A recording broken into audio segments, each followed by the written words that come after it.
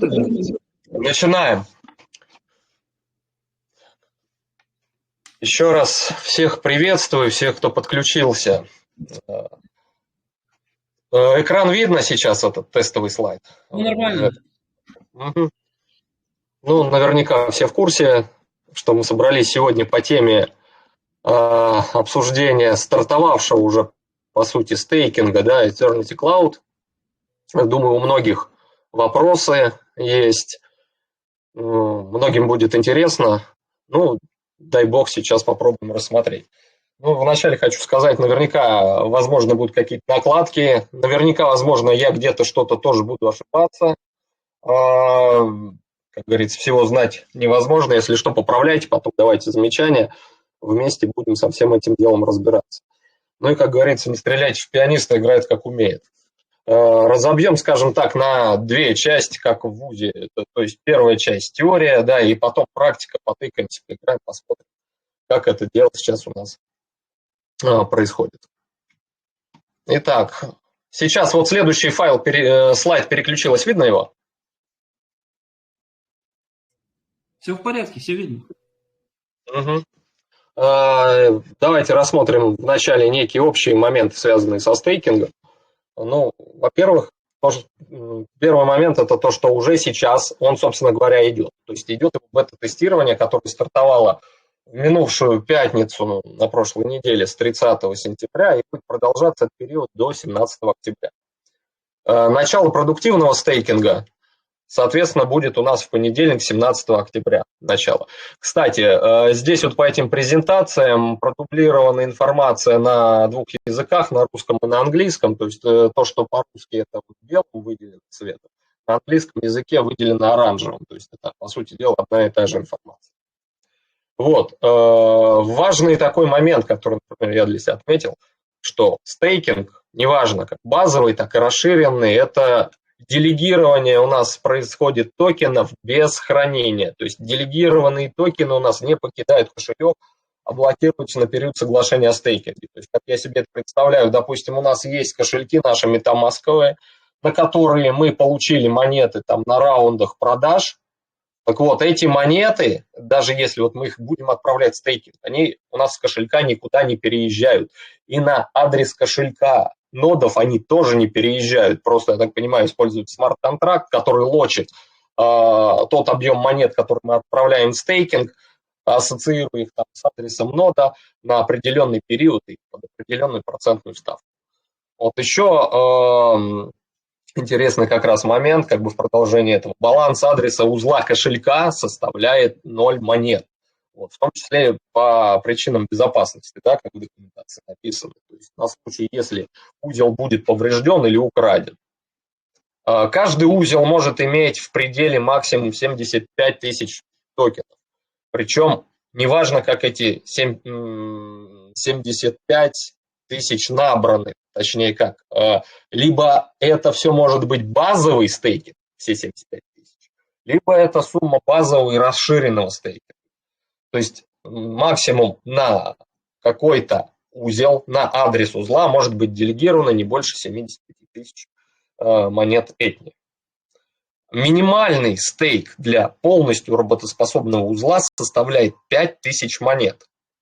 Вот он может быть набран как минимальный базовый плюс расширенный, то есть минимальный базовый это 1976 токенов, и, соответственно, он может быть дополнен пришедшими монетами от стейкеров с их кошельков, это 3024.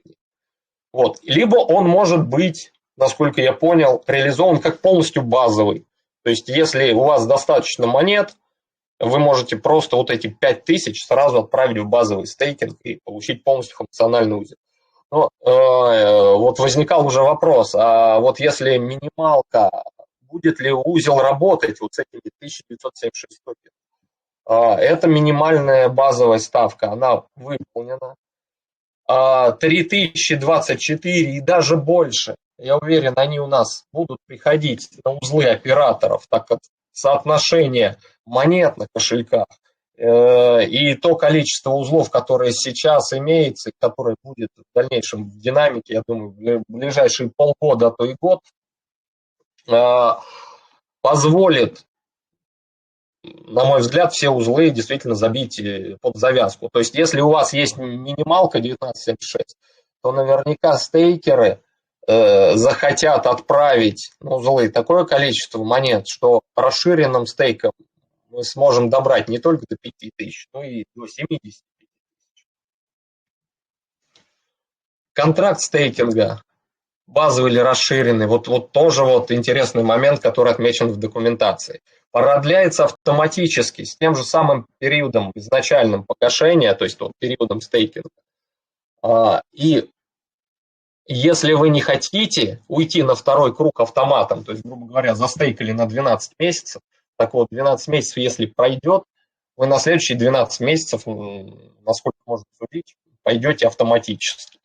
То есть вот нужно за последний месяц на это обратить внимание, если не хотите продолжать стейкинг,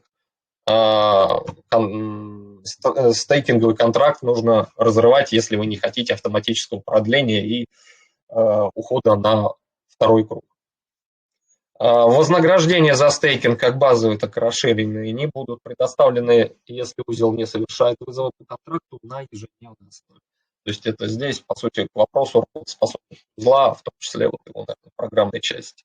Награды, как следует из доки, будут распределяться каждые 7 дней. Но первое распределение начнется через месяц, фактически после запуска стейкингового распределенного приложения. То есть, насколько я понимаю, 17 ноября, 30, ну, если стартуем 17 октября, то есть 17 ноября, но здесь, наверное, не просто это абсолютная дата, а некая относительная. То есть вот запустили стейкинг, да, и вот награды каждые 7 дней считаются, но начислятся через месяц после того, как это делать работу. Месяц и 7 дней, Валер, скорее всего.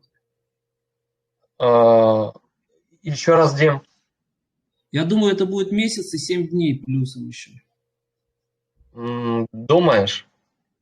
Возможно, не знаю. Мне... Ну, посмотрим. То есть в любом случае нужно быть готовым, что месяц, да, вот награды на кошелек вознаграждений, вот чуть позже мы про кошельки вознаграждений еще поговорим, они вот месяц, вы их там не увидите. К этому нужно быть готовым. Вот. Вот далее. Еще момент. Помимо адресов кошельков, скажем так, адресов кошельков стейкеров, то есть это вот те вот наши метамаски, да, на которых мы приобретали на раундах продаж монеты, да, помимо адресов кошельков узлов, нужно будет создать как стейкеру, так и операторам узлов отдельные кошельки для вознаграждений. То есть награды у нас не будут падать на те же самые кошельки, где у нас хранятся монеты. Награды не будут падать на кошельки наших нод. То есть, напомню, да, вот на предыдущем слайде было там на адресах кошельков нод 0 монет. Там вообще никакие монеты туда не идут. Вот, соответственно, стейкеры и операторы должны будут создать кошельки, на которые будут капать награды за стейкинг. Причем, соответственно, у стейкера будет свой, там, у оператора свой. Вот. И эти адреса должны быть другими. Это отдельный кошелек, помимо кошелька, на котором исходные монеты лежат кошелька стейкера или адрес кошелька узла. Базовый стейкинг. Основные моменты по нему следующие. То есть вот эта минималка 1976 токенов.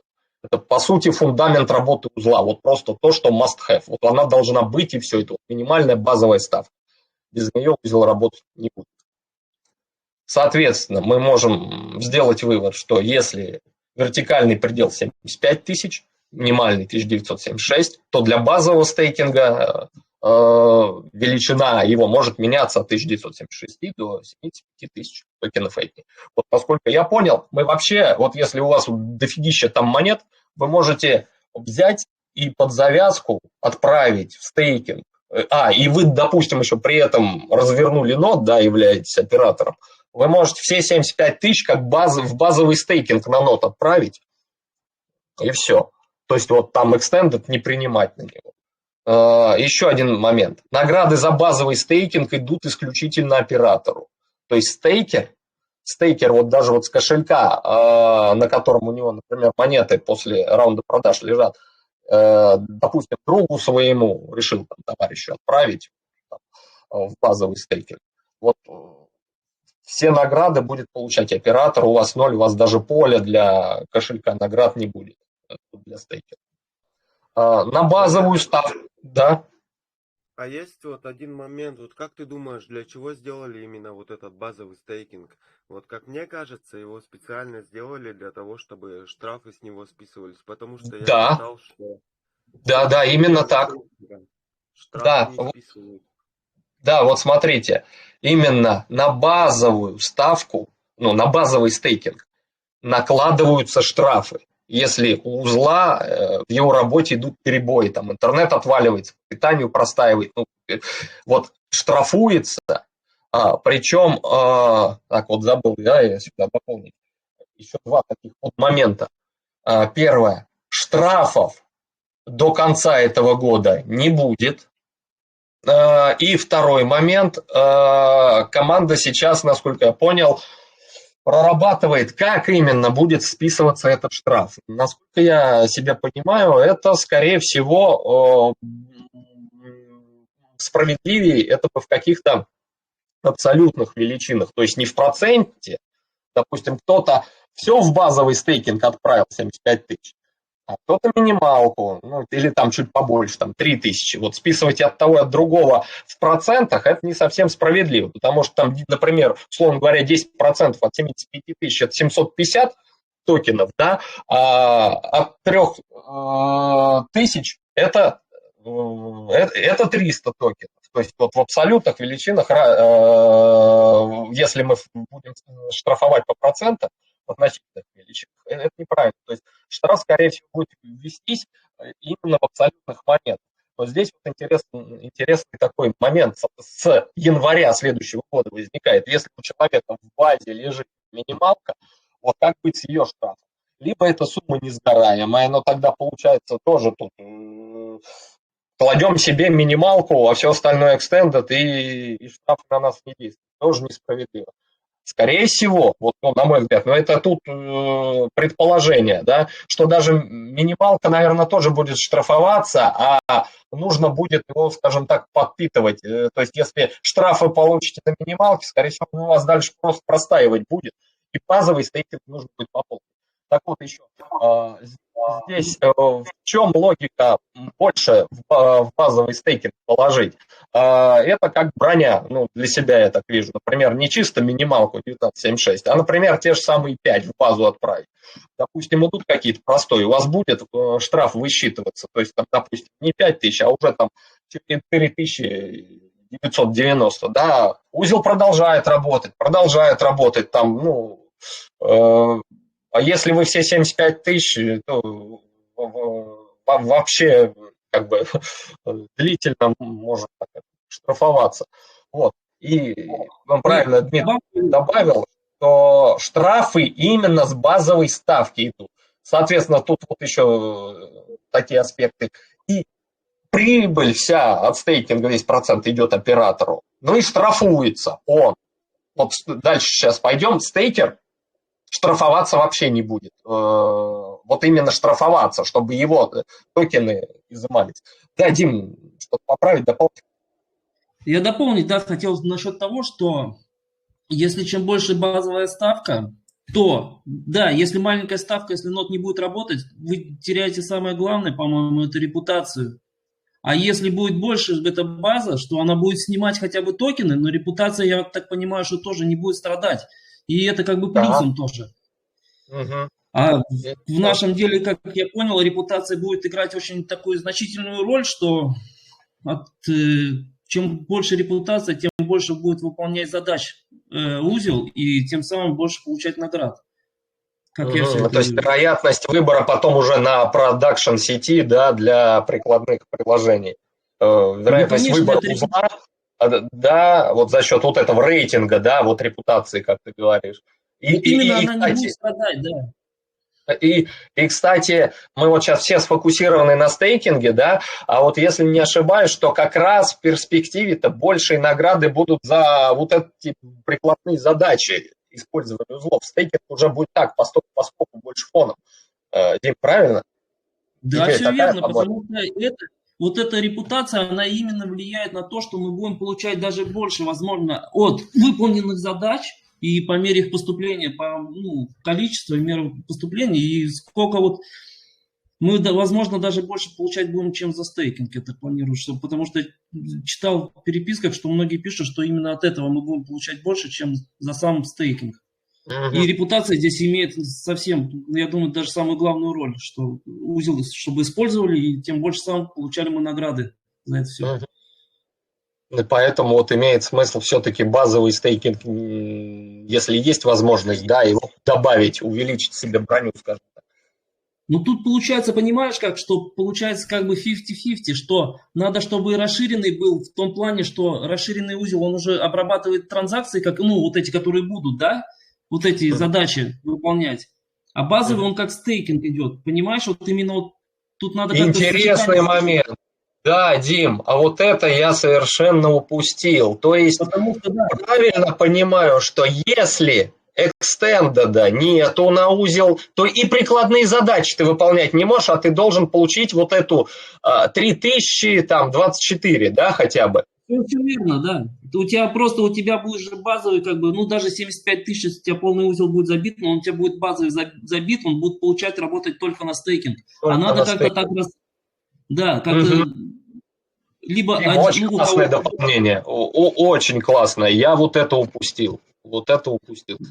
У кого побольше узлов, я думаю, там проще, просто будет, надо один узел можно... Нет, все-таки лучше узел половинить, потому что если один узел заглохнет, то будет теряться репутация, тоже в этом ничего хорошего не будет. Как-то половинить надо, наверное. Просто увеличивать хотя бы... Да, здесь, наверное, каждый сам для себя должен стратегию выбирать и решать, как оптимально. Да, количество токенов, да. Тут решать надо от количества своих этих токенов и... естественно, да. Все, мне кажется, самое главное упирается в токены и узлы. Сколько количество узлов и токенов. Вот, в принципе, так. Так, ну что, потихоньку идем дальше. Дим, скажи, следующий слайд видно? Да, подожди, мы сейчас на базовом стейкинге, стейкер, да, верхний слой. Да, но другие. 4 пункта здесь. Я вижу, начинается стейкер, желаю обеспечить. Да, это вот как бы в продолжении еще базового стейкинга. Стейкер, который хочет обеспечить работоспособность именно конкретного узла, скорее всего, своего собственного, то есть он не только владелец монет, но еще и владелец узла. Но, насколько я понял, не обязательно. Мы можем на адрес любого конкретного узла отправить. Так вот, отправляем в стейкинг токены на адрес этого узла, работоспособность которого мы хотим задействовать. И, соответственно, при вот этой вот операции он взаимодействует, оперирует двумя адресами. Первый – это адрес кошелька стейкера, то есть на продуктиве, это то, что 17 октября у нас будет, это адрес кошелька, на который мы получили монеты на раундах продаж. И второй, он оперирует адресом кошелька узла конкретного, на который он базовый стейк хочет отправить. Вот. Те, у кого есть узлы, это значение в файле config поля address.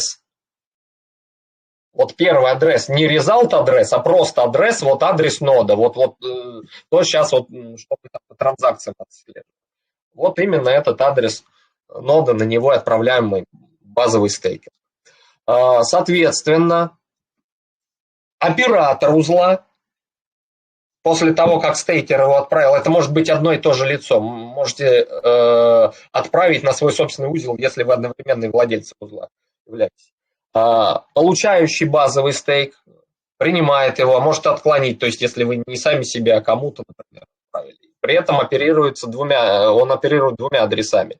Уже адресом кошелька узла и собственным адресом кошелька для вознаграждений. То есть адрес кошелька вознаграждения оператора. Вот его нужно создать. Вот когда вы будете как оператор принимать этот базовый стейк, вы укажете вновь созданный адрес кошелька для наград. Натравите, скажем так, вот этот базовый стейкинг на выдачу наград именно на конкретный вот этот адрес. Это новый кошелек. Вот его в MetaMask необходимо будет сделать.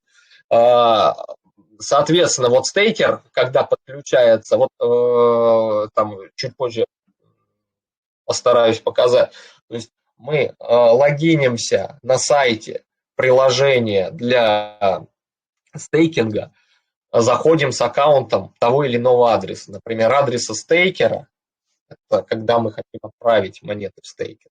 Либо логинимся с аккаунтом адреса нода, как оператор. И вот там мы уже принимаем стейкинг и указываем адрес кошелька для вознаграждения. Так, это вот то, что касается базового стейкинга. То есть, соответственно, при базовом стейкинге стейкер, когда отправляет, он оперирует двумя узлами: своим кошельком и адресом ноды. Расширенный стейк. Да, извините, конечно. Можно дополнить чуть-чуть? По вот тому, что мы сейчас говорили. Я вот всем как бы посоветовал бы создавать уже эти счета для получения наград, для узла у нас уже есть, как бы. Я бы советовал все это делать в кошельке Eternity Cloud, потому что в MetaMask я не советую создавать уже новые какие-то счета для наград. И вот создавайте все в Eternity Cloud кошельке, потому что им будем дальше пользоваться. И удалить, если что, какой-то непонятный счет оттуда намного проще, чем удалить счет с MetaMask. С MetaMask удалить счет практически невозможно. Если он как бы созданный там и все, его просто, я, может, такой как бы пользователь MetaMask, но мне просто не удалить. И сейчас я советую всем уже создавать эти счета для наград. И это только в кошельке у нас. Я ими пользуюсь, и у меня все нормально работает. Как бы. Дим, единственный момент, насколько я понимаю, сейчас на бета-тестировании мы можем пока что только MetaMask'ом воспользоваться и с компа, не через мобильное приложение. Ты просто можешь создать счет же в этом мобильном и просто указать его на компе, и все. Я так и сделал. И все работает. Я просто ты вот сейчас про кошелек Eternity Cloud, но, разумеется, через него ты будем оперировать. Сейчас на бета-тестировании, ну, насколько я для себя вывод сделал, это связка MetaMask и сайт стейкингового. Да, это все правильно, потому что с MetaMask мы не можем ни токены как бы двинуть, да, как бы, и не узлы двинуть, как бы, они у нас там, да, но кошельки наград вот эти вот, и кошельки, ну, которые надо, кошельки как создаю, и я создавал в этом, в Eternity Cloud спокойно, и все, они как тестовые кошельки, просто потом удалить, и все как бы забыл. А ты их импортировал в MetaMask, нет? Вот сейчас. Нет, просто создал их, я просто банально их создал, и все. Угу. В этой, в тестовой сети как бы, ну, Да-да, Дима, хочешь сказать что-то, да? Не, все, давай продолжаем. Хотел спросить, неужели надо на каждую ноду создавать дополнительный кошелек для наград? Нельзя один кошелек для наград на все ноды его использовать? Я так понимаю, что можно. Никто не мешает. Я понял, спасибо. Вот здесь, тут можно, вот у кого-то микрофон включен, фон идет. Спасибо. Мне кажется, здесь больше вопрос, как бы, как вы относитесь к безопасности, да? То есть предельный случай для каждого там нода наделать отдельный кошелек для наград, максимальная безопасность. Второй вариант — сделать единственный кошелек для наград и все ноды туда натравливать. Вот. Ну и что-то посередине можно, допустим, условно говоря, там у вас 20 нод, вы можете там сделать 5 кошельков и как-то между ними перераспределить. Я вообще планирую аппаратный там холодный кошелек привязать к MetaMask, к новому MetaMask совершенно, и там один счет. Ну, посмотрим, как по. Угу. Так, ну что, потихоньку дальше идем, да? Дим, сейчас слайд переключился очередной. Ну, все хорошо. Extended, да? Значит, расширенный стейкинг. Это у нас процесс распределения токенов стейкеров, ну, то есть тех, кто обладает монетами, между операторскими узлами, вот через децентрализованное приложение стейкинга. Делегирование токенов может выполняться как на собственные узлы стейкера, ну, так же, как в случае базового стейкинга, либо любым другим оператором узлов вот, в системе Eternity Cloud. Стейкер и оператор узла заключают соглашение и разделяют вознаграждение за стейкинг. Вот смотрите, то есть инициатором расширенного стейкинга является именно стейкер, владелец монет. То есть у него даже никаких нот может не быть. Вот он логинится с адресом своего кошелька, на котором у него лежат монеты, делает новый стейкинг, выбирает тип расширенный, и вот там дальше два момента. Он может на конкретный адрес отправлять предложение о расширенном стейкинге, а может, грубо говоря, на рынок отправить, на marketplace общий. И вот там он выставляет условия. То есть вот размер этого extended стейкинга, ну, в зависимости от того, сколько у него монет, и в этом пределе он может это количество отправлять на стейкинг. Длительность его и распределение процента наград с оператором. Вот сколько он оператору готов предложить, там, например, 60%, там, или 50 на 50, или наоборот, 30 на 70, 30 только операторов, но вряд ли согласятся. Особенно учитывая то, сколько сейчас узлов, еще раз повторюсь, динамика их ввода в строй, да, и то количество монет, которые сейчас на кошельках у людей есть, я думаю, предложение стейкинга от стейкеров будет явно превышать возможность имеющихся нод. Вот. Соответственно, вот это предложение от стейкера либо конкретному оператору, ну, точнее, на конкретный узел нода отправляется, либо на marketplace. Далее, соответственно, оператор, получивший конкретное предложение, может его принять или отклонить. И далее, вот если на конкретный адрес пришло, допустим, он принимает, и, насколько я понял, если стейкер изначально не выставил там автоаппрув, то еще раз вот это принятое предложение оператором отправляется стейкером, и он должен его окончательно подтвердить. Вот это мне очень напоминает в сетях работу протокола TCP, то, что называется Freeway Handshaking. Когда инициация соединения, согласие с этим соединением, возврат обратно, подтверждение, синак, как там сина как. Вот, ладно, это такое отвлечение. Вот. Либо, соответственно, стейкер отправляет это на marketplace, операторы узлов логинятся с адресом своего нода, заходят, проверяют этот marketplace, смотрят, какие там предложения на рынке, и то, что заинтересовало, могут себе принять. Вот. Награды за стейкинг можно получить только если узел полностью функционален. Расширенная ставка не подвергается никаким штрафам, в отличие от базовой. То есть даже если узел будет выключен, простаивать, штрафоваться будет оператор узла со своего базового стейкинга.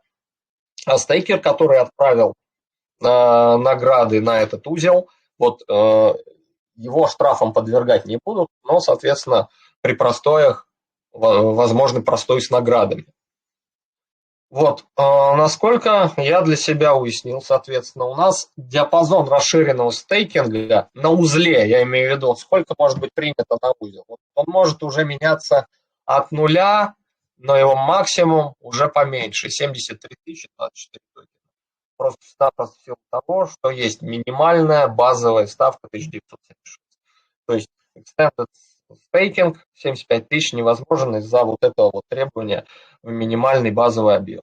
Но, соответственно, на узел может никакого extended, как мы ранее говорили, и не переводиться. То есть, соответственно, extended может быть равен нулю, если там оператор, он же обладатель большого, например, количества монет, отправил все свои монеты в базовый стейкинг и ничего там пока не принял. Узел у него работает, стейкинг ему идет максимальный, все награды идут ему, имею в виду оператору. Вот, как правильно Дмитрий заметил, если там extended нет, соответственно, он вряд ли будет принимать прикладные задачи и вознаграждение за них, пока вот он extended не примет. Там, наверное, вот здесь вот я не отразил минимальный, наверное, объем extended, это 3024 этни токена. Так, идем дальше. Соответственно, Может быть, у стейкер. кого-то вопросы есть по Да. предыдущему?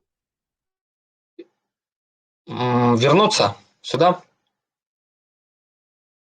Да, там еще есть одна вкладка интересная по поводу, можно ли разделять банк ставок. То есть, смотрите, стейкеры, которые закладывают свой депозит, они, в принципе, сразу могут всю свою сумму туда ввести и поставить галку «Разделять банк ставок». То есть вы выставите весь свой депозит, и у вас его разберет несколько операторов. Также вы можете убрать эту галку, чтобы Запретить делить. ваши монеты взял какой-то один конкретный оператор.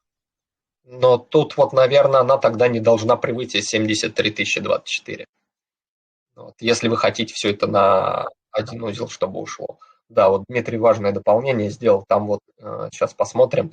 Есть такая опция разрешать делить или не разрешать делить вот ваш объем токенов, который вы хотите отправить в расширенный стейкер. Это особенно актуально, когда вот в marketplace мы отправляем. Например, вот у вас, вы такой счастливый обладатель, например, миллиона токенов, вот вы на самом деле можете его, вот у вас нет узлов, и вы хотите быть стейкером, и вы сразу вот этот весь свой объем миллион токенов можете попробовать запулить в extended staking, вот, сделать такое предложение, вот, но вам его тогда придется в любом случае разрешить делить, потому что на один узел миллион не влезет. Ну, а уже желающие его будут по кусочкам разбирать из маркетплейса оператора. Да, Дима хорошее дополнение сделал. Ну, делить это тоже плюсом всегда, потому что делить это страховка для стейкеров, потому что если на один узел можно закинуть и все заглохнет, то он тоже будет по сути стоять же, нет? Да, это самое, процента от extended стейкинга стейкер за простой получать не будет, насколько. Он и Вот так вот. штрафоваться не будет, но и ему прибыль капать тоже не будет. Ну, получается, значит, это тоже дополнительная страховка. Если ты раскидаешь, если у тебя есть токены, ты раскидаешь их по узлам, это намного безопаснее. Скорее Так же? всего, да. Да. И если только, конечно, ну да, вероятность того, что все операторы, которые разобрали, не окажутся там совершенно безответственными, беспробудными пьяницами. Так, тогда, наверное, да, безопаснее. Ну, как говорится, не складывать все яйца в одну корзину. Да, я про это имел в виду. Хорошо.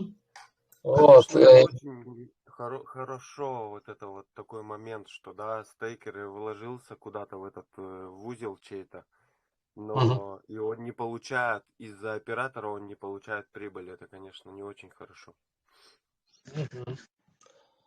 Так, здесь вот, не знаю, по-моему, я уже про это начал говорить чуть раньше. Соответственно, при расширенном стейкинге стейкер, который у нас хочет получить процент от этого расширенного стейкинга, вот, может либо отправить монеты на адрес конкретного узла оператора. Вот здесь он при этом уже оперирует 3 адресами. Соответственно, свой собственный кошелек, кошелек стейкера, это, еще раз повторюсь, то, на чем лежат наши монеты, например, после раундов продаж. Мы с этим адресом логинимся в это приложение вебовское. Он оперирует адресом кошелька узла оператора, то есть это адрес нода, опять это поле address. Вот мы прямо его явно указываем, если хотим на конкретный нод отправить. И, соответственно, третий еще адрес он должен сделать отдельный кошелек для своих собственных наград. Это адрес кошелька для наград стейкера. Вот его необходимо создать. То есть, еще раз, когда мы в как стейкеры отправляем монеты, например, на конкретный узел, у нас здесь задействовано аж 3 адреса. То есть адрес кошелька, с которым мы заходим в приложение, адрес конкретного узла нода, на который отправляем, хотим отправить, вернее, монету в стейкинг, и нам нужно сделать еще отдельный кошелек для наград. Но здесь вот, я полагаю, точно так же он может быть у вас один, возможно, их может быть несколько, например, вы как-то там свои монеты, например, часть Marketplace отправили, часть там какому-то там, например, другу своему, часть на свой собственный узел, и можете вот разные кошельки наград также сделать. Здесь опять-таки исключительно вопрос того, как вы относитесь там к собственной информационной безопасности. То есть либо под каждый из этих там моментов отдельный кошелек для наград делаете, либо один общий. Два предельных случая. Ну и, соответственно, вот уже было сказано выше, что можно не на конкретный адрес узла отправлять, а на Marketplace. Мы отправляем как стейкер это предложение, а там его операторы рассматривают, смотрят на Marketplace, и кто-то может заинтересоваться и может принять. Соответственно, дальше оператор узла в отношении расширенного стейкера. Здесь вот если конкретно на его адрес нода пришло, он с этим адресом логинится в приложение, смотрит, видит, пришло конкретное предложение, направленное непосредственно на этот адрес его узла. И вот он, по сути, здесь оперирует двумя адресами. То есть адресом нода, с которым он логинится в приложение, и уже собственным адресом кошелька для вознаграждений. Если решает принять это предложение, вот он указывает адрес для наград. Вот. И, соответственно, он рассматривает предложение на маркетплейсе отдельно. То есть не то, что конкретно прилетел на этот нод, а смотрит, что там в пуле предложений, скажем так, на рынке. Есть что-то интересное, нет ничего интересного. Ну, значит, просто не принимает. Здесь, опять-таки, он оперирует двумя адресами. Адресом нода, с которым он логинится, и адресом кошелька для вознаграждения, опять-таки. Его необходимо создать отдельно. Так, далее. Ну вот здесь вот... Секунду, Валя. Да, вернусь. Ну, представим ситуацию. Человек в стейкинг отправил монеты свои. Стейкер отправил на, ну, там, оператор. На конкретный узел, да?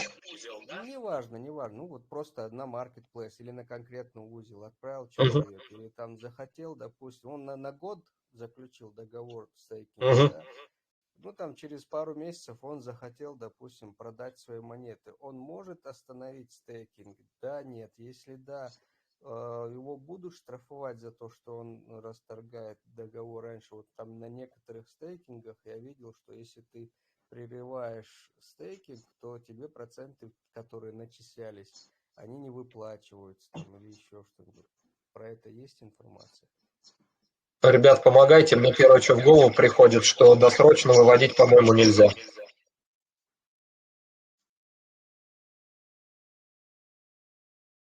Как, к сожалению, звук вообще что-то так тихо Дим, слышно. вот сейчас слышно, Дим.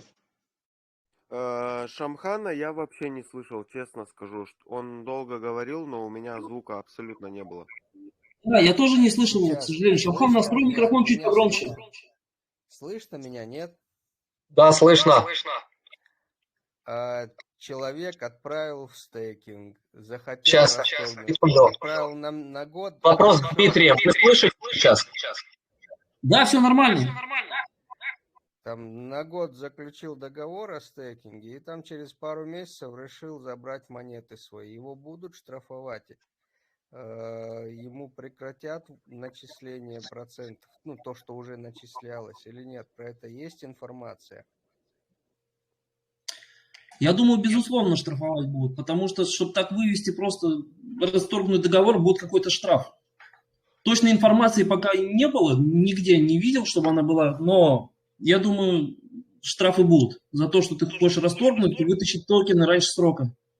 Дим, а у меня на подсознании, что нельзя вообще расторгнуть досрочно и вывести. Там, по-моему, вот положил, все, будь добр, дождись. Вот я еще этот вывод, наверное, из чего делаю. Там вот по поводу базового стейкинга. Если базового стейкинга период меньше, чем extended, который мы приняли, базу ничего с ней не сделаешь, пока вот самый длительный период стейка экстенд не закончится. Возможно, я не прав. Я почему это Мы спрашиваю? говорили, Допустим, что с базового стейкинга возможно будет выводить, а вот именно который будет работать именно с него, уже выводить будет сложнее. Дим, код, который помоги мне там, помнишь, мы это обсуждали, что на базе будет проще, по-моему, выводить, чем на расширенном стейкинге. Я вообще, по-моему, читал, что расторгнуть можно в любой момент. Но что за это будет? Ну, штрафов никаких не должно быть, я думаю. Ну, просто процентов могут лишить или что. Но расторгнуть можно в любой момент этот договор. просто как оператору мне, допустим, интересно, чтобы он их оставил до конца своего срока и получить свой процент. Он его расторгает, просто у меня нода зря работала на него, получается. Там, допустим, он там не додержал до месяца, там какие-то несколько дней расторгает, и все, что там 28 дней нода работала, процентов никаких не получил. Но пока то, что известно, это то, что, во-первых, за месяц надо это сделать, чтобы ты уже мог быть как бы подготовленным. И если появится какая-то более точная уже по этому поводу информация, я думаю, мы о ней точно узнаем. И вот в этом плане. И еще хотел сразу тебе ответить на твой вопрос по поводу леджера, да? Смысл как бы леджеру сейчас подключать к MetaMask, потому что ты можешь потом, наверное, уже подключить, когда мы перейдем на майонет, сразу уже MetaMask мы, наверное, как-то позабудем со временем. Ну, может, только там узлы будут через него. А награды можно уже напрямую. Мы же, если будем у нас как по плану, вроде одна из сетей это Polygon, допустим, но она, я думаю, и Ledger это такая известная сеть, что ее поддерживают все кошельки, можно сразу на нее будет уже, наверное, награды делать. Да я только за, если мы от MetaMask уйдем.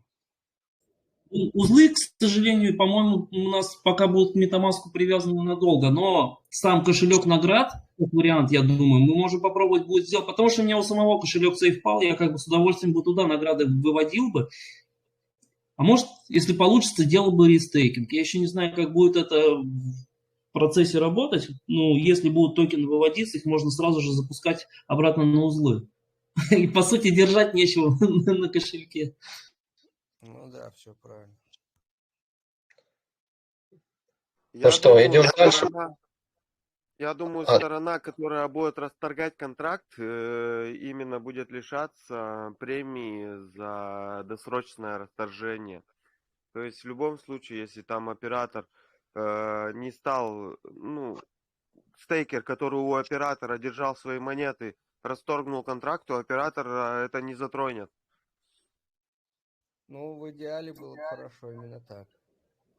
Вообще, да, если будут штрафовать, я думаю, будет этот штраф в пользу оператора, потому что так не делается, как бы, ну, я думаю, будут приняты такие, как бы, условия, потому что действительно это получается как подвел оператора, и оператор остается с пустым, как бы, ну, неработающим узлом, простающим оборудованием, и он вывел. Это, думаю, будет штрафовать по-любому.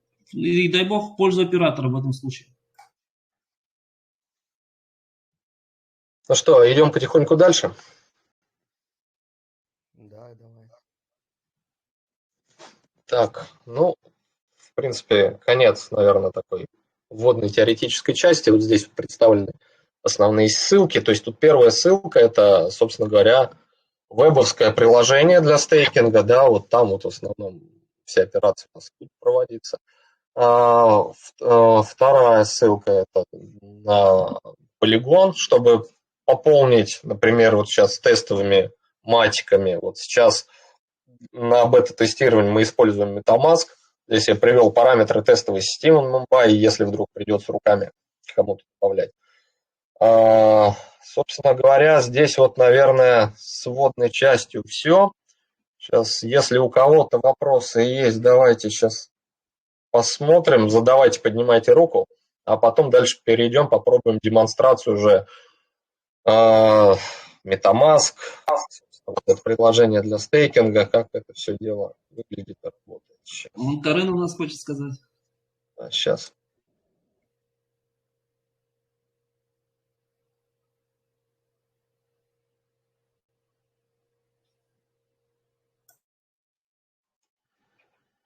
Да, Карен, говори. Да, ребят, в принципе, вы уже сказали то, что я хотел сказать насчет этого, что, в принципе, если кто-то разрывает...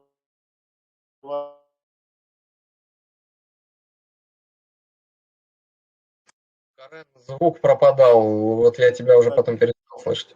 контракт, того и штраф будет, получается, если вот стейкер будет это все сделать. Там, не знаю, амортизацию сделал, и в итоге ничего не получил. Это не очень.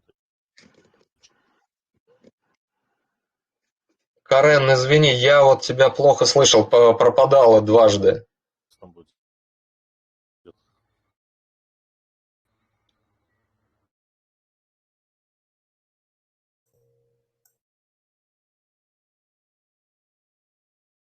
Карен, слышно?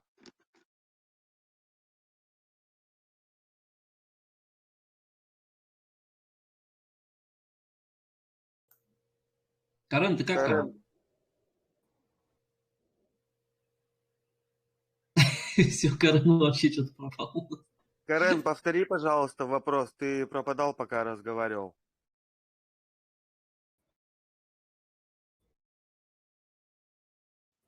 Там больше комментарий был, нежели вопрос. Я думаю, он пошел покупать Да. еще штук 20 нод.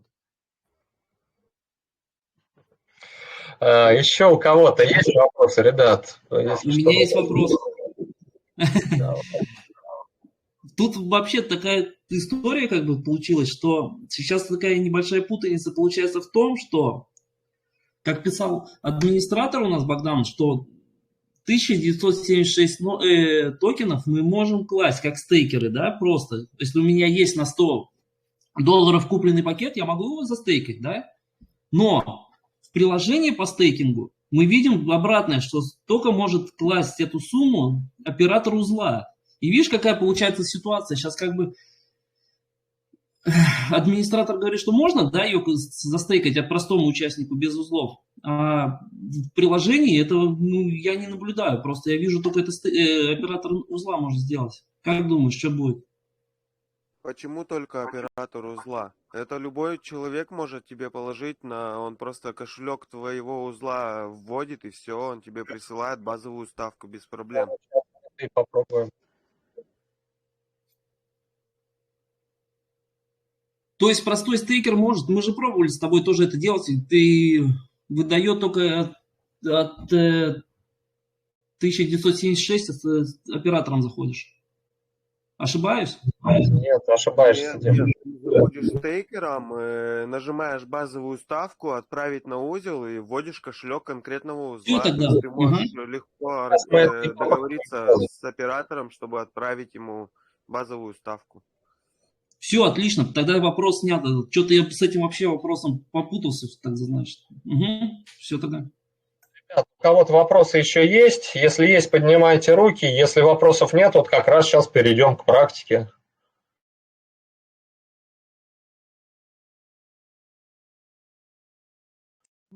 Вопрос только один, как руку поднимать? Я что-то не нашел в телеге этой кнопочки. Что-что? Не нашел кнопку, как руку поднимать. Я с телефона смотрю. Может, У тебя возможность сразу говорить без руки.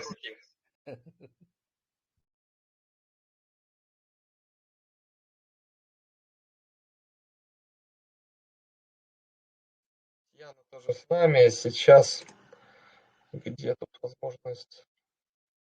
Полагаю, что тоже есть возможность говорить.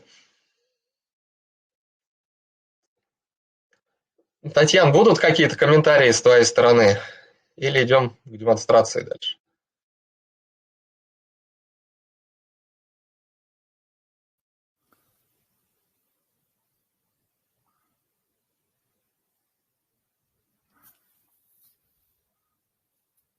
Артем Перунов, что-то сказать хочешь? Да, я ждал, пока, может, что-то Татьяна скажет.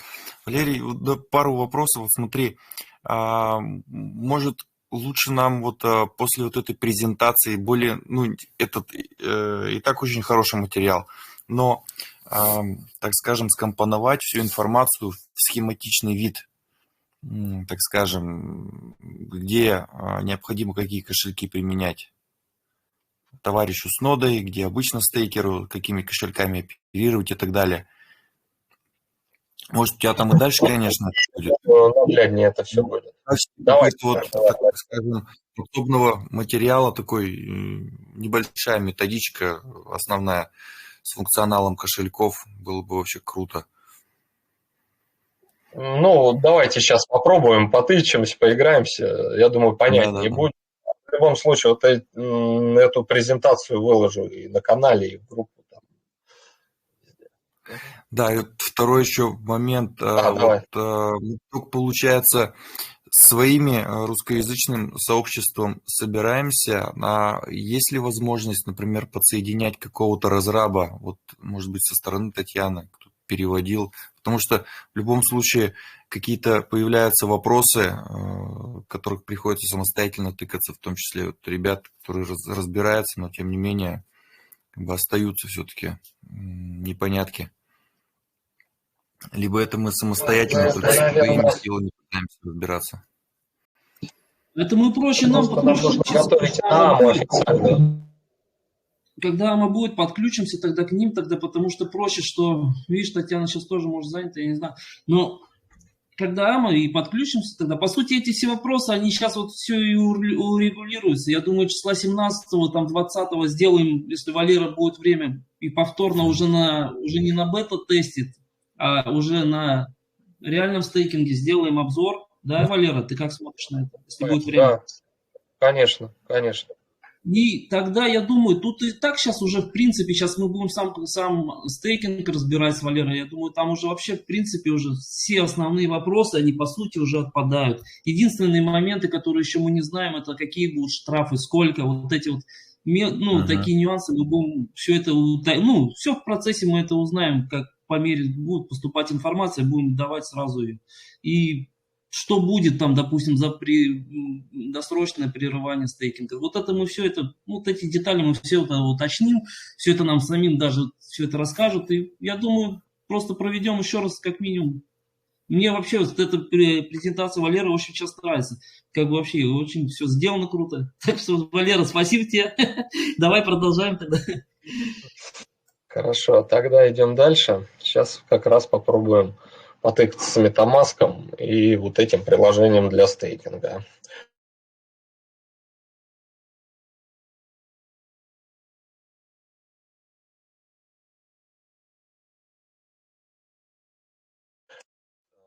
Сейчас, наверное, на другое окошко переключаемся. Вот сейчас... Валера, у тебя есть второй монитор? Есть, но не включенный. Что посоветуешь, подцепить? Нет, просто ты когда открываешь это окошко Телеграма, и все это мешает просмотру контента. Я его сейчас сверну. Я просто хочу сфокусироваться сейчас вот на браузере. Если нормально будет, я окошко Телеграма уберу сейчас. Так.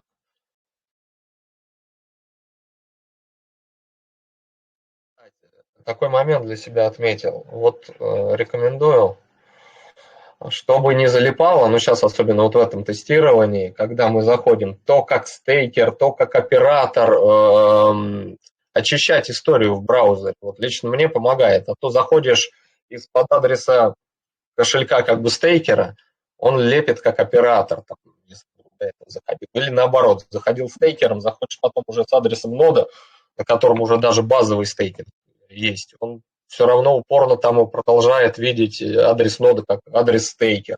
Вот. Мне очистка истории помогает. Есть еще один момент. Если поменять сеть в MetaMask, а потом он, когда предложит сменить сеть, он уже правильно заходит. Я вот тоже это пробовал, но не во всех случаях это срабатывало, к сожалению. Вот очистка истории банальная.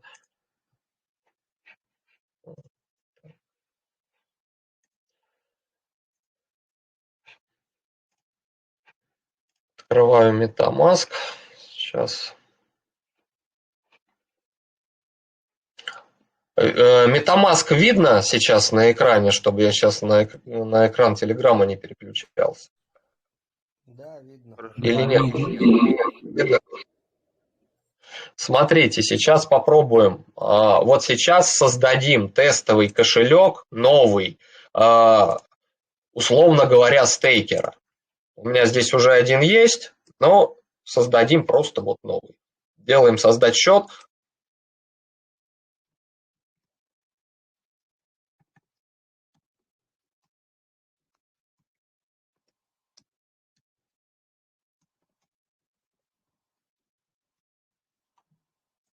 Жмем создать.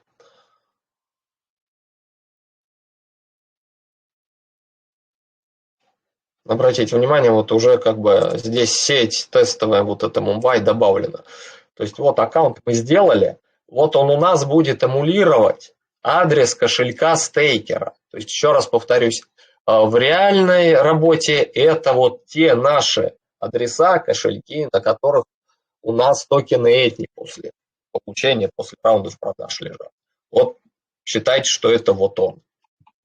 Так, нам, во-первых, его нужно пополнить для газа полигоном. Идем по ссылке. И вот здесь вот в поле wallet адрес нам нужно вставить этот адрес, чтобы пополнить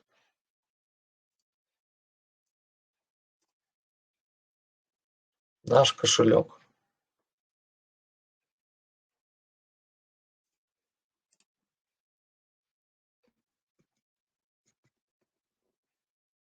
Копируем адрес узла, адрес кошелька стейкера, вставляем сюда.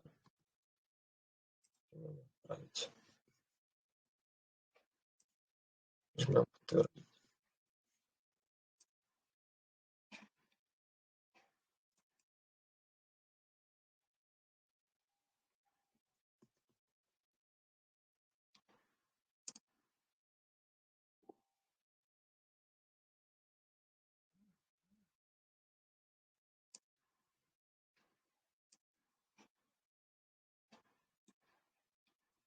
Что-то пока еще не пришли.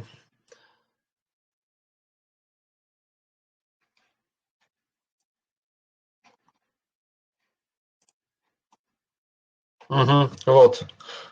Ребят, кстати, экран видно? Манипуляции это все видно? Все хорошо. Да, да, Угу. все видно. Да, вот. Мы получили вот этот вот тестовый матик. В продуктиве мы, соответственно, должны будем закинуть на эти наши кошельки боевые реальный матик от полигона для того, чтобы могли оплачивать комиссию за газ. Так, далее мы идем сейчас на сайт приложения стейкинга. Вот это вот первая ссылка.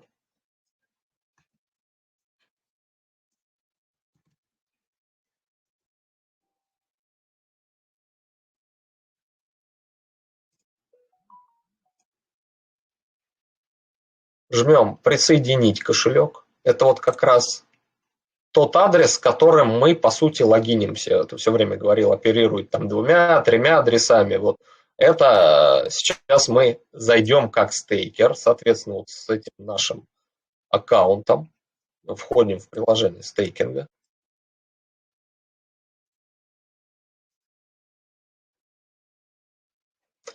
Принимаем тестовые токены этни.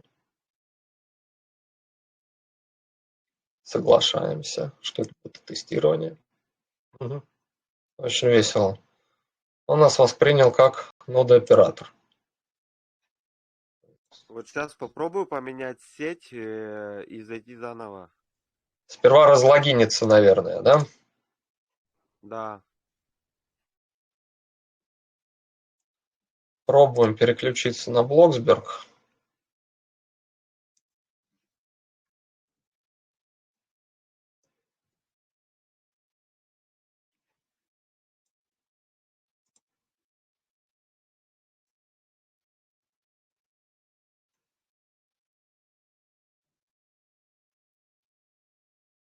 Что, Дим, Сейчас жмем сменить? надо обновить страничку вот эту.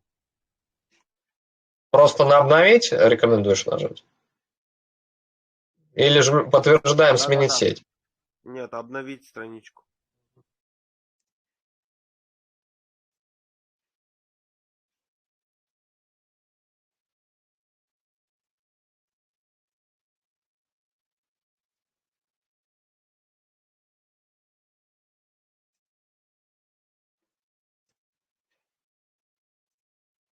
Обнови еще раз, что-то не то. Сейчас.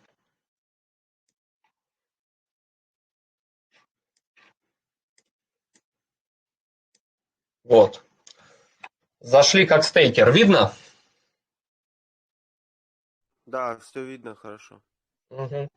Вот смотрите, то есть в реальном режиме использования мы зайдем с адресом нашего кошелька, на котором у нас этни лежат, и, соответственно, мы увидим, сколько у нас монет, сколько доступных монет своих реальных. А здесь пока что в режиме тестирования мы можем запросить на этот наш кошелек тестовый. Жмем где-то.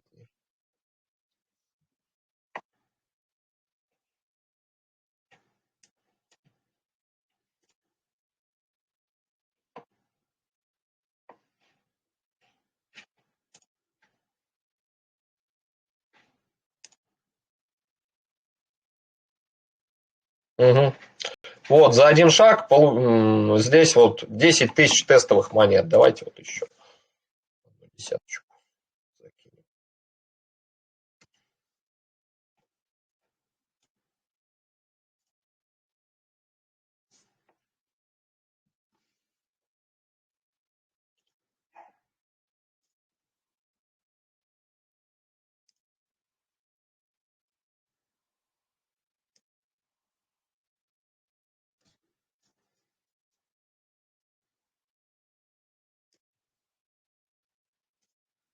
Угу. Транзакция подтверждена, вот они, 20 тысяч. Вот, теперь как раз давайте разберем вот тот случай, про который Дима Желудов говорил, об отправке базового стейкинга. Да. Вот мы сейчас условно зашли как просто стейкер. Допустим, как тот стейкер, который даже узлов не имеет, но хочет, например, вот своему хорошему другу обеспечить базовый стейк на его узле. Жмем новый стейк, базовый стейкинг. Вот нам здесь по умолчанию минималка предлагается. Давайте ее ставим. Период 12 месяцев. Допустим, оставляем. Здесь стейкинг wallet адрес. Это как раз адрес кошелька стейкера, с которым мы зашли. А вот здесь вот мы можем в этом поле как раз указать адрес нода. То есть вот тут вот я опять-таки такую вот заготовочку сделал. Вот это нереальные адреса, это из документации взяты. Соответственно, напомню, да, если вдруг кто-то забыл или кто не знает, мы можем посмотреть это содержимое на ноде, перейдя в каталог основной наш MVP Box Node, дав команду cat-config, выйдет содержимое из 4 строк. Нас здесь интересуют вот эти два параметра, адрес и private key. Вот с помощью этого private key мы, например, в тот же MetaMask импортом по закрытому ключу, это и есть закрытый ключ, импортируем адрес нашего узла. Соответственно, когда мы его заимпортируем, мы увидим вот этот вот адрес уже в MetaMask, который преобразуется по private key. Соответственно, мы хотим, допустим, отправить на известный нам адрес узла, это может быть либо наш собственный узел, или опять-таки случай там мы хотим другу отправить. Вот у меня здесь пара узлов заведены. Вот, допустим, вот этот вот нода 2.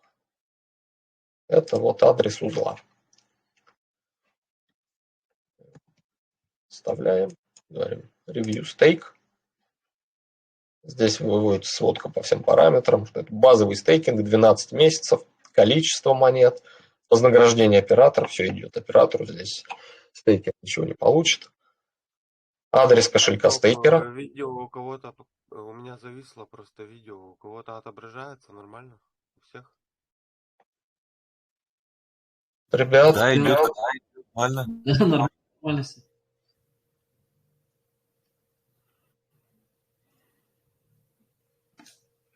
Ага, спасибо. Дима, у тебя сейчас как? Пошло? Но он говорит, вроде нормально. Мгм. Так. э, Ну, жмем согласиться.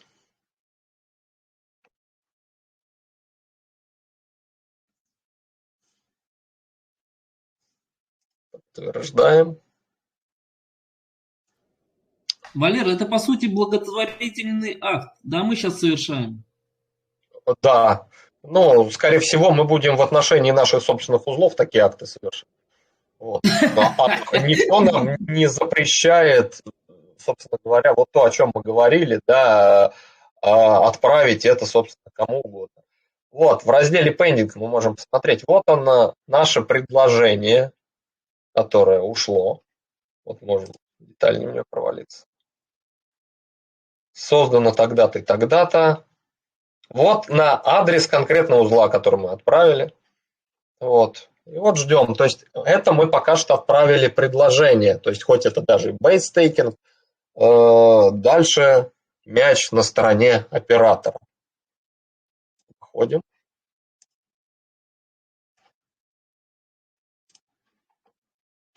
Я сейчас вообще вот это все закрою. Заново очищу историю. Надеюсь, что поможет.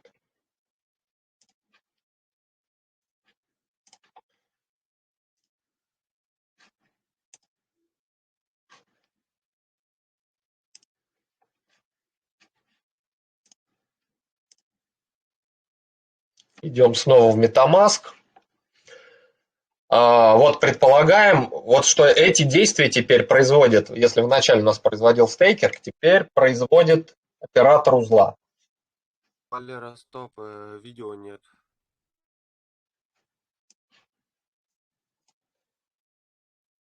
Так, видео совсем нету.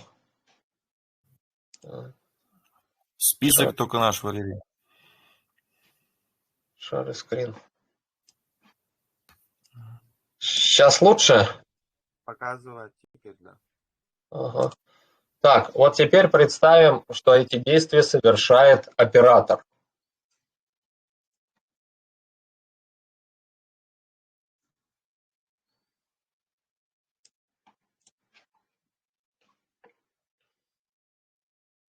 И вот мы отправили, да, вот мы как раз на ноду 2 и отправили.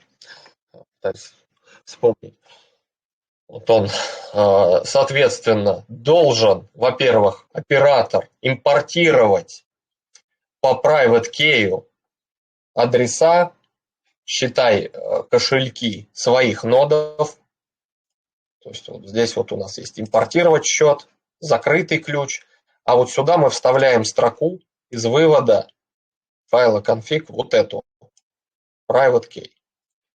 Я сейчас этого делать не буду, потому что оно лишено смысла, это из документации, а реальные вот узлы уже добавлены. В общем, допустим, импортировали, вот он появился, соответственно, оператор заходит, выбирает этот аккаунт, идем теперь на сайт приложения для стейкинга,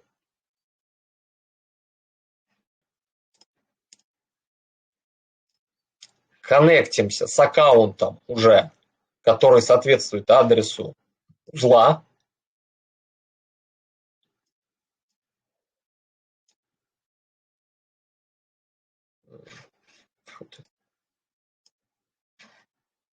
Я уже забыл, какой из этих. Аккаунт 3. Ты ёлки.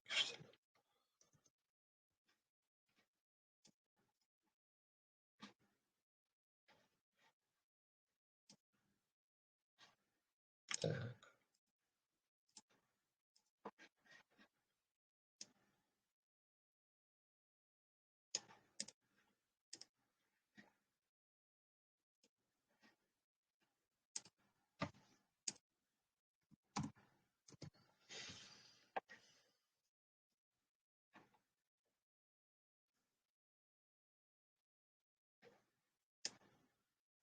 Аккаунт 3.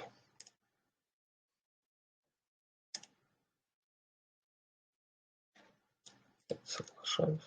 О, нода оператор. Прям попали. Вот здесь нам, когда мы заходим как оператор, то есть с аккаунтом, соответствующим адресу узла, нам стейкинг, создание стейкинга недоступно.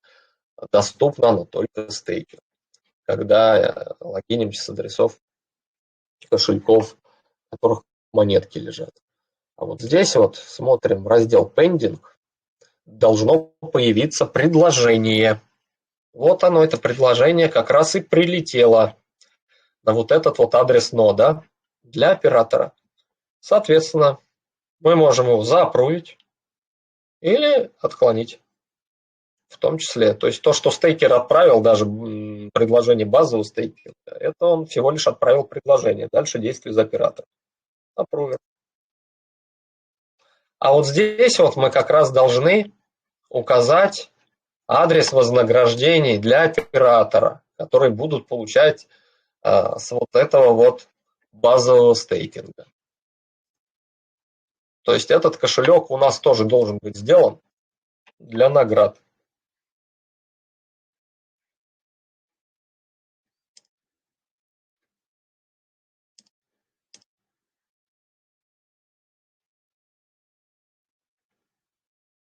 Ну, так же, как вот мы сейчас тестового стейкера делали, да, здесь можно сделать новый счет. Также его нужно пополнить матиком. И вот здесь вот уже указывать его как адрес для наград. У меня уже создан. Я воспользуюсь созданным.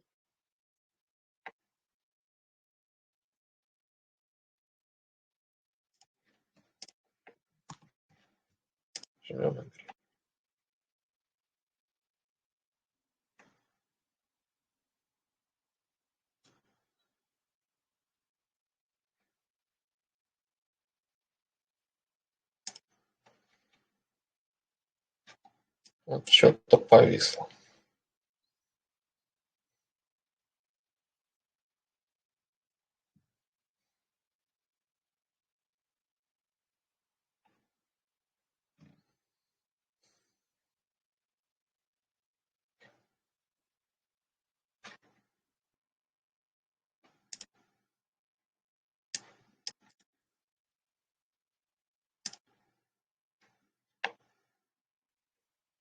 Угу. Вроде бы согласился. Вот после того, как мы это подтвердим, у нас... Так, по идее, в approve должно переместиться. Да, все. Подтверждено. То есть из пендинга уже оно уходит, переходит в разряд approve. То есть это вот то предложение, которое оператор принял. Все, базовый стейкинг начался для адреса вот этого вот узла.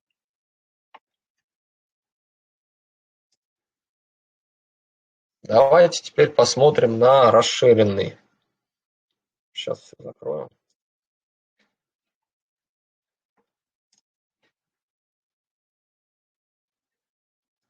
Небольшой комментарий хотел, если можно.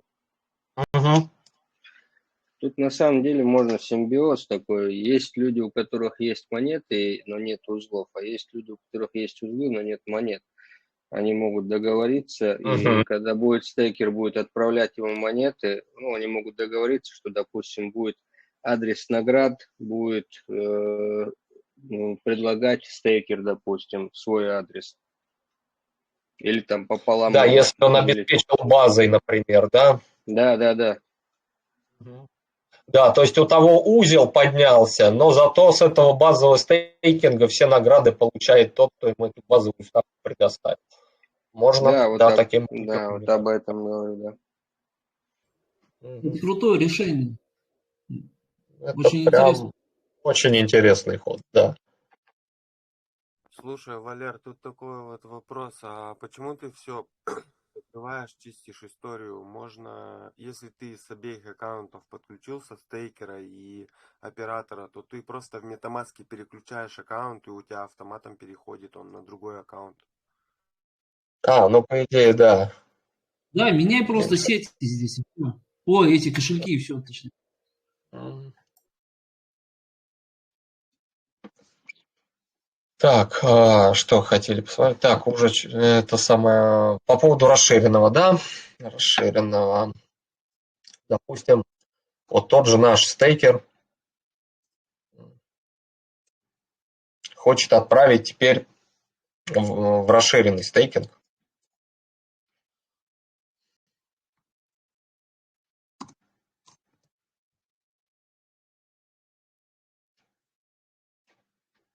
Соответственно, он идет, логинится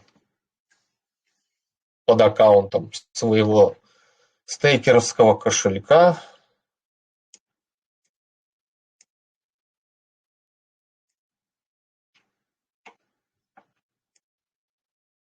Угу. Надо оператор. Что попробовать с этим приключить?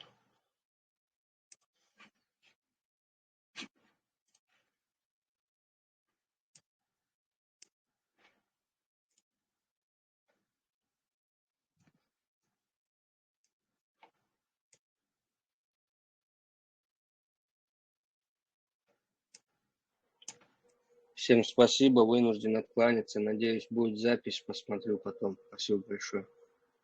Доброго вечера. Да, хороший вечер, Шоха.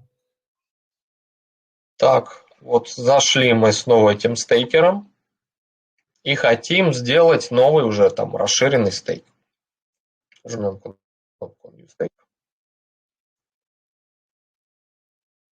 Видите, что нам уже доступно 18 024 токена, потому что 1976 уже отправили в базовый стейкинг на конкретный там какой-то узел свой, или узел нашего хорошего друга. Выбираем Extended Staking. Количество монет, например, 10 000. Стейкинговый период в месяцах и распределение награды. Вот сколько процентов мы хотим предложить оператору. Например, 60. Стейкинг wallet адрес – это опять-таки адрес нашего кошелька стейкера, с которым мы зашли. И вот здесь вот опционально та развилка, о которой мы уже говорили. Здесь можно отправить на конкретный узел в стейкинг, а можно ничего не указывать, и тогда это пойдет на marketplace. И, соответственно, вот здесь вот уже для расширенного стейкинга у стейкера появляется еще одно поле. Вот он оперирует 3 адресами. Это адрес его собственного кошелька для наград. Его опять-таки нужно будет сделать и уже потом его на него натравливать. Так.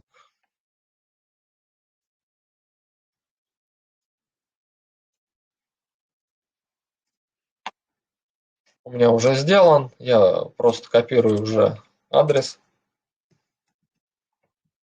И вот здесь вот эта опция, которую Дима Удинцев добавлял, говорил, может ли быть под, который мы предлагаем, разделен, то есть между разными узлами.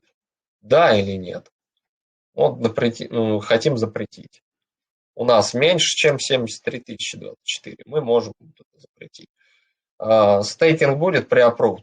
Вот я так понимаю, вот эта опция как раз, чтобы вот этого третьего шага со стороны стейкера не делалось. То есть я так понимаю, если мы оставим yes, он в 2 стадии пройдет. То есть если его возьмет оператор, и он подтвердит его, сделает apply, он сразу же и запрувится, стейкеру ничего не надо делать. А если мы, наверное, эту опцию берем, вот тогда оператор возьмет, подтвердит, и еще раз прилетит это стейкеру, и он уже окончательно должен будет заапрувить. Ну, допустим, мы делаем, что преапрув. Agree.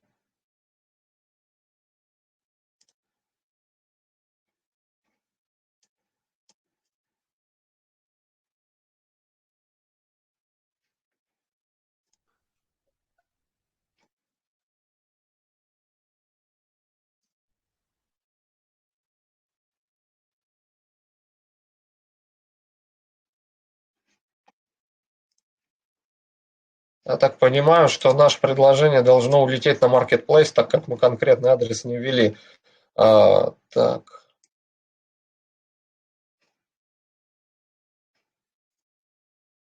Да, оно сейчас Во-первых, там в должно быть. Пензенге вот, под 299. Вот наше предложение сейчас в Marketplace висит. Вот если кому-то из операторов интересно, он может зайти и его подобрать себе. Вон, не Ну, выходи. Попробуй просто сейчас в MetaMask зайди и поменяй адрес кошелька, он у тебя автоматом должен переключиться. на оператора, да? Да, да. Ну, допустим, вот на оператора. Здесь просто обновляемся. А вот когда ты зайдешь с помощью оператора один раз, он у тебя уже будет переключаться между стейкером и оператором. Видишь, ты историю почистил, то есть не зашел туда. Угу. Сейчас ты первый раз зайдешь, и ты уже будешь в MetaMask переключаться от стейкера к оператору. Вот просто в MetaMask меняя. Здесь логаут делать сейчас, Дим, или нет? Ну, сейчас да, потому что тебе надо залогиниться первый раз с помощью оператора. Угу. Так. Вот теперь наш оператор идет. Так. Собственно, вот аккаунт 3 это операторский.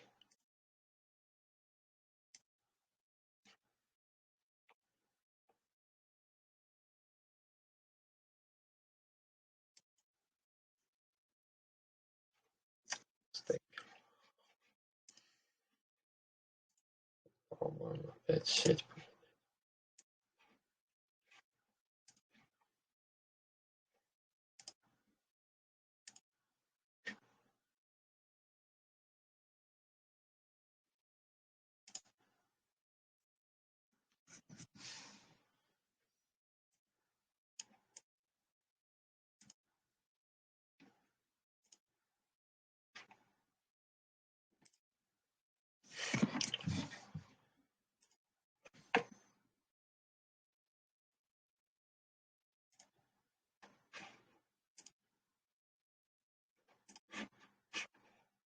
У тебя там, по-моему, 2 галки стояло, когда ты входил. 2? То есть 2 аккаунта, что ли, сразу было выбрано, да? Ну да, может из-за этого. Так, смотрим внимательно. Черт. Аккаунт 3, по-моему, только выбрал. Но до этого еще первый был. Да? Сейчас вроде бы нет. Попробуем. Ага, вот, оператор. В общем, ребят, либо вот действительно сеть менять, еще внимательно обращайте, правильно Дима подметил, не стоят и сразу несколько аккаунтов выбранных. В общем, Попробуй вот сейчас если... для интереса в MetaMask сейчас поменять аккаунт на стейкера. Переключится ли он у тебя? Так, допустим, или у нас второй стейкер, с которым мы сейчас играемся. Ну, вот этот.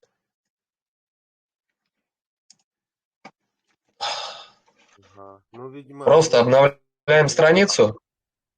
Или он у тебя автоматом прям меняется сама? Он у меня автоматом обновляется, но у меня я не через большое, ну, через не раскрытую страницу делаю, а именно вот там вот, где у тебя пазла, сверху справа вот там.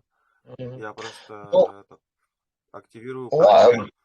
Ага. Ребят, это, в принципе, нюансы, главный момент. То есть, если мы заходим с адреса кошелька стейкера, обязательно вот здесь вот добиваемся, чтобы был стейкер, помимо вашего правильного адреса. Если заходим с адресом нода, обязательно добиваемся, что здесь был нод-оператор. Так, что мы хотели? Значит, у нас стейкер отправил в Marketplace некоторые предложения. Мы сейчас зашли оператором, рассматриваем рынок. Вот, собственно говоря, вот это предложение, 299. И мы его можем взять. Apply. Это вот... какое количество? Ну, мы можем сейчас все эти 10 тысяч принять. адрес узла нода, с которым мы, собственно говоря, залогинились, который будет этот стейкинг выполнять, и адрес кошелька для наград.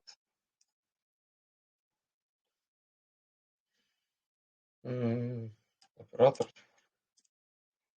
Указываем адрес кошелька для наград.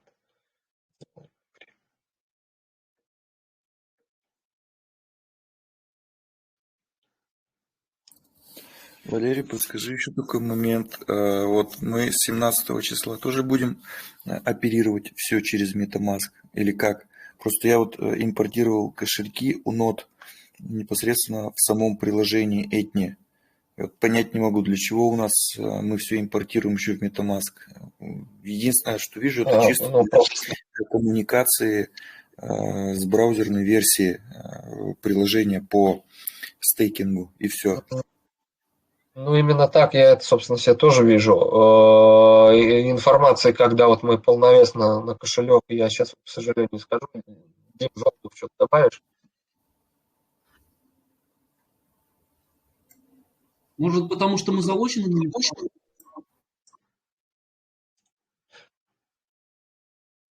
Ну, я думаю, в любом случае, дальше мы туда это и придем. Я уверен, что вот это приложение, оно будет не только в браузерной версии, оно будет интегрировано наверняка в кошелек сразу. И все это будет удобнее, будем делать именно через Eternity Cloud Wallet. Сейчас пока что, ну, понятно, переходный этап, период. Я понял. Вот, смотрите. Сейчас мы находимся оператором, да, вот уже в approved у нас вот перешел этот под, который мы приняли. Сейчас давайте попробуем. Зайдем вот тем стейкером, который отправлял. Там вот мы ставили галку pre-approved yes. Вот интересно, она отработала или нет? Я так понимаю, если она отработала, то стейкеру уже ничего не нужно. Просто его забрал оператор в стейкинг, и все. И вот третьего шага уже не будет. Так.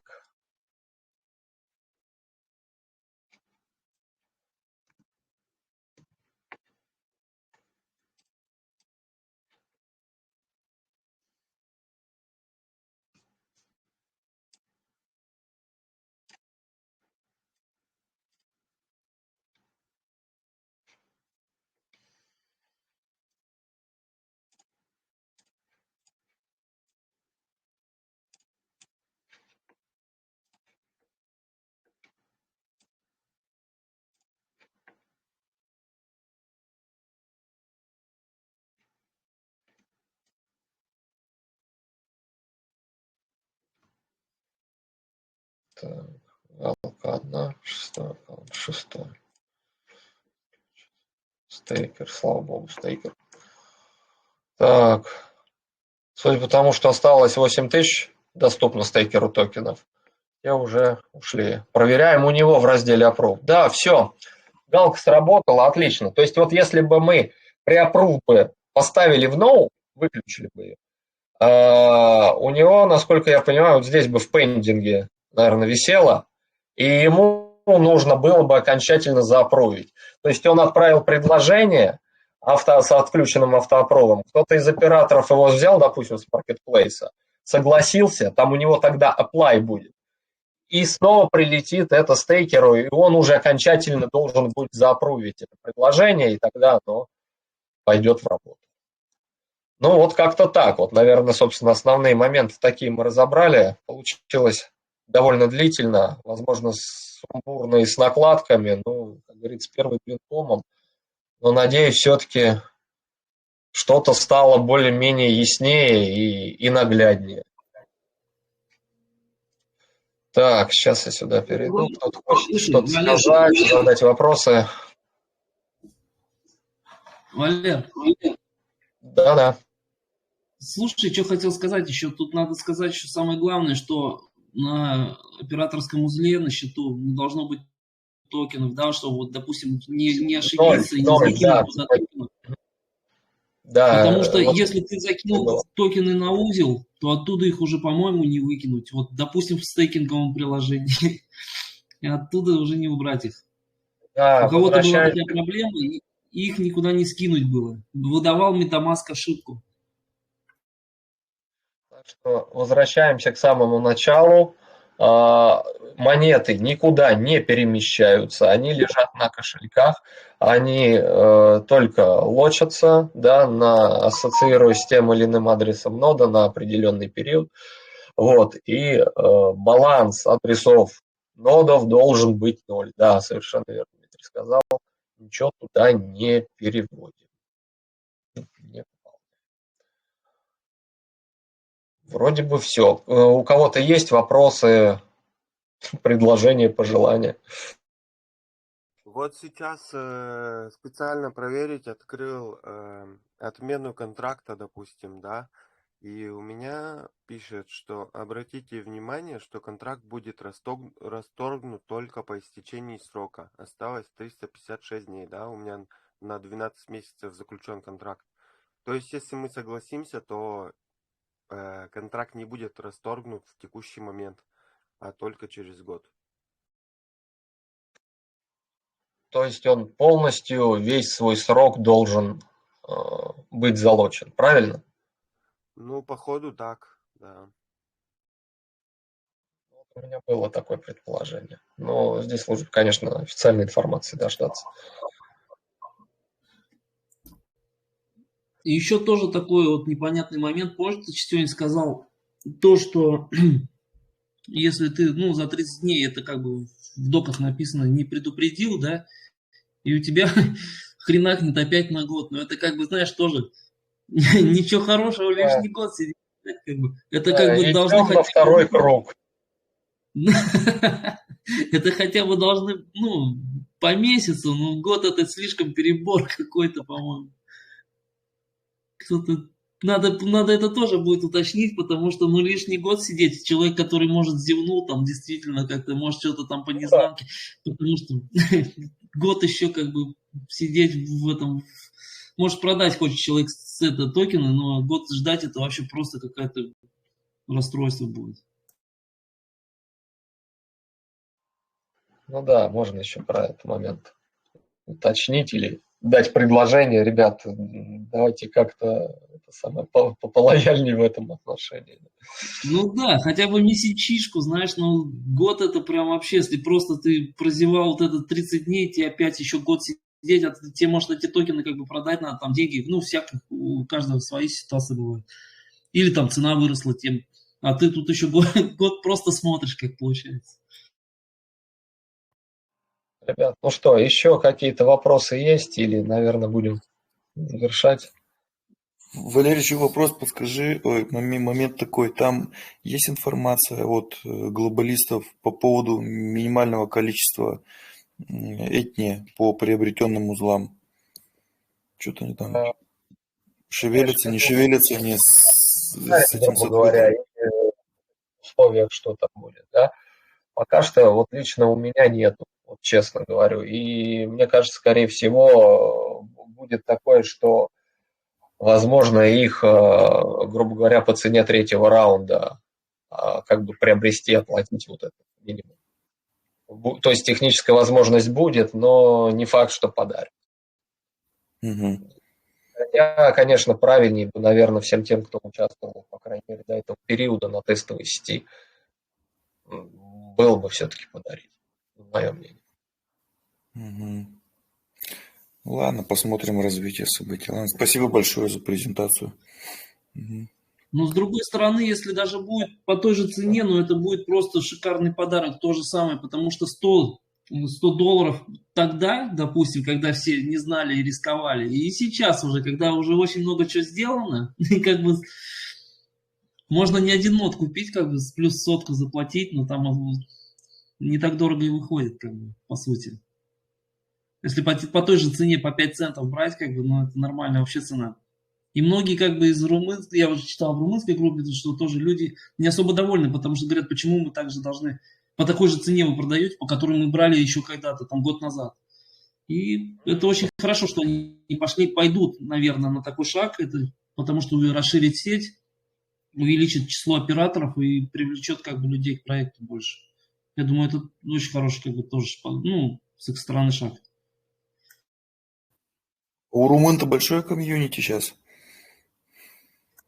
Ну, у них, по-моему, около 2500 человек, но у них живое комьюнити, ребята веселые, там интересно, там чем интересно читать, что там часто Иосиф пишет, часто разработчики пишут, потому что, ну, это их родной язык, их родные, как бы, ну, как говорит, стены там вот в этом комьюнити. И, ну, мы там часто пересекаемся, сидим с тобой, там тоже читаем, знаешь, как бы у них что интересно, информация всякая проходит, там тоже интересно. Да, я думаю, сейчас, когда еще маркетинг будет, комьюнити будет только расти, я думаю.